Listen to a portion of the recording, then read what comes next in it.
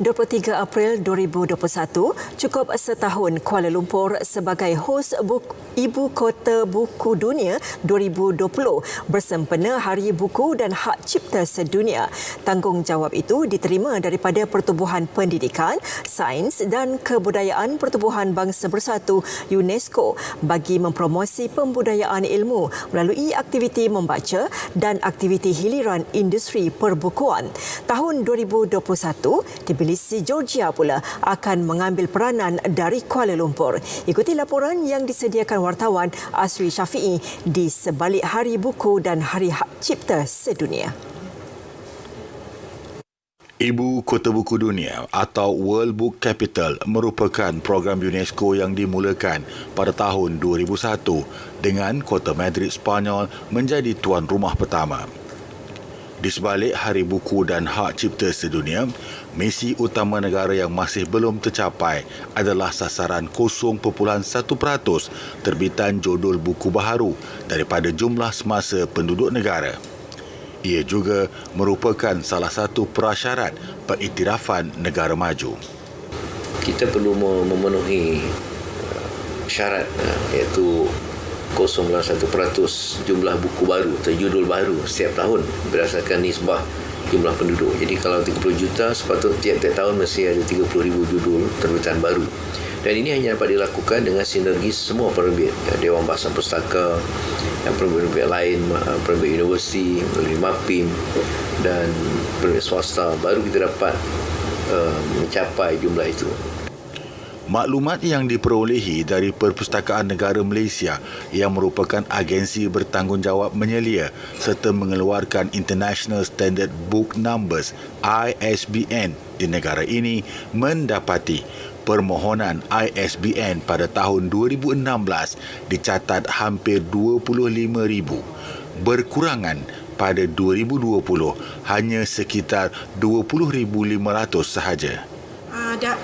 Secara kumulatif, nombor kumulatif statistik ISBN, Pusat Kebangsaan ISBN telah mengeluarkan sebanyak 531,534 ISBN dan hampir 10,000, lebih 10,000 untuk e-ISBN, iaitu buku-buku yang diterbitkan e-book, iaitu e-buku.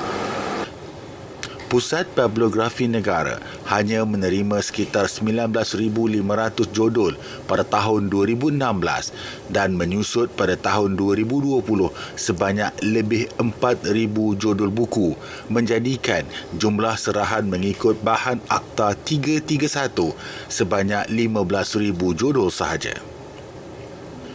Menurut Pengerusi Lembaga Pengelola Dewan Bahasa dan Pustaka DBP, Profesor Datuk Seri Dr. Awang Sarian, antara faktor kurangnya jumlah jodol buku yang dicetak kerana perubahan trend membaca daripada buku fizikal kepada bahan bacaan digital yang lebih mudah dicapai.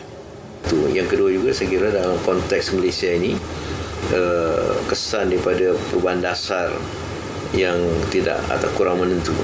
Dulu misalnya para profesor menulis karya ilmu dengan giat Dewan Pustaka mengenai pelbagai inisiatif dan insentif, tetapi sekarang kerana ada perubahan dasar iaitu kebanyakan universiti menggunakan bahasa Inggeris, jadi kita kehilangan khalayak untuk membacakan karya ilmu dalam bahasa Melayu, dan para profesor, para pensyarah pun tidak terdorong untuk menulis dalam bahasa Melayu kerana sudah tidak ada khalayak pembacanya.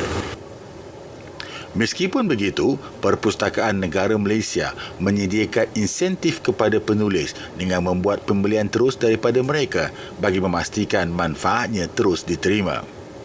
Sejak 5 tahun lalu, usaha ini menampakkan hasil dengan munculnya penulis-penulis muda menerbitkan buku mereka sendiri. Setelah meneliti dana penulis hampir 5 tahun kebelakangan ini, kita mendapati ada penulis-penulis muda dan penulis-penulis baru yang mereka menerbitkan karya mereka sendiri dan mereka bersungguh-sungguh untuk menyenaraikan buku untuk mendapatkan dana penulis.